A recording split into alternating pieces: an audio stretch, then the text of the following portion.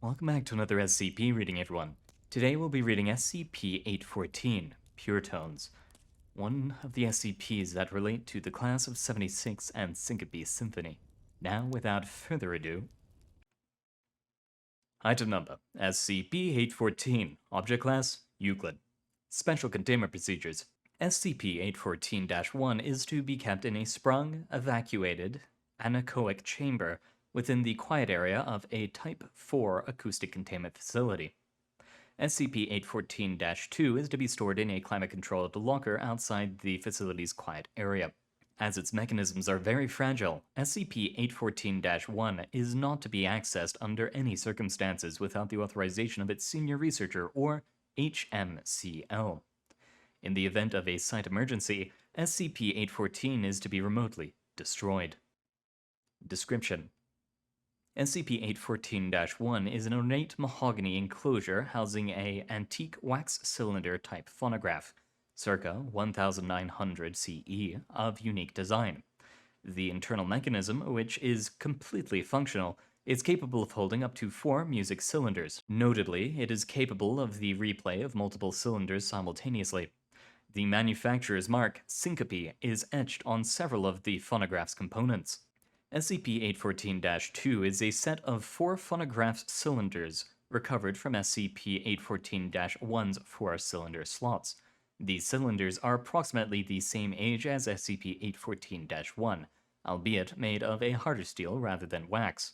Each cylinder has the phrase "pure tone" engraved on each end, followed by a number indicating the frequency, in hertz, of a sine wave tone produced by playing the cylinder: 55 Hz, 440 Hz, 3.52 kHz, and 14.08 kHz respectively. These cylinders' audio grooves are engraved with extreme precision. Even under confocal microscopy, the grooves show no apparent deviation from the pattern required to produce a pure tone of precisely the given frequency. Significant effects: SCP-814-2.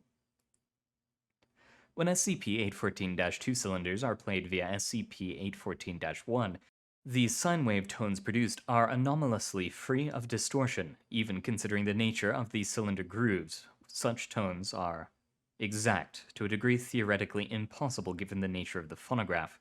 Recordings of the tones show no deviations from a purely sinusoidal waveform other than those attributed to the recording equipment. When digital recorders are directly connected to SCP-814-1, the resultant tones are sinusoidal to within the quantized area of the equipment used. This phenomena has been confirmed from 8-bit 11 kHz up to 32-bit 192 kHz precision. These cylinders can be played individually or in groups, the latter producing various dryad, triad, and tetrad octave harmonies. Humans exposed to the tones produced when 814-2 is played via SCP-814-1 describe subtle but pervasive feelings of harmony, correctness, and well-being. This experience is moderately addictive. As such, human experimentation with 814 is to be limited. Subjects exposed to the playback of 814-2 via any other cylinder phonograph report no such experiences.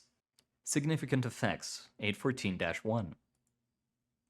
Use of 814-1 to play any audio source other than SCP-814-2 results in massive distortions of local spacetime. These properties were discovered during Recovery Test Series A. During these tests, human subjects that had been exposed to the output of 814-1 or 2 combination became insistent on trying new audio cylinders.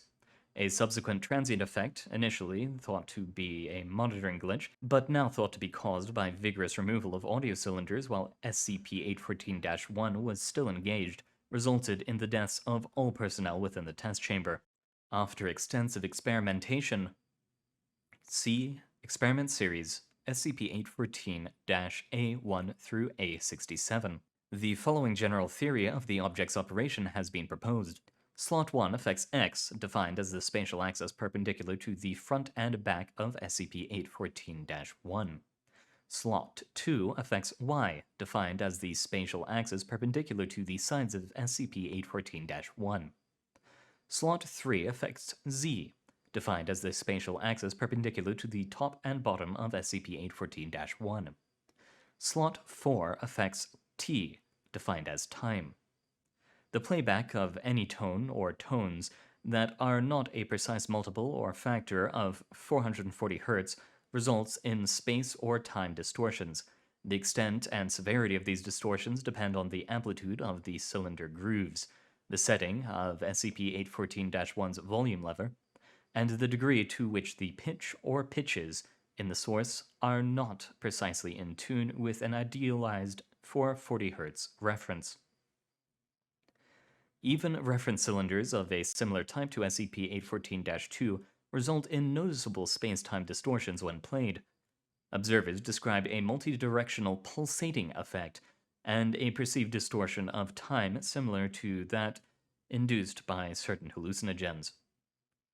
Any other type of cylinder, including conventional music cylinders, induces drastic distortions of localized spacetime when played through SCP-814-1.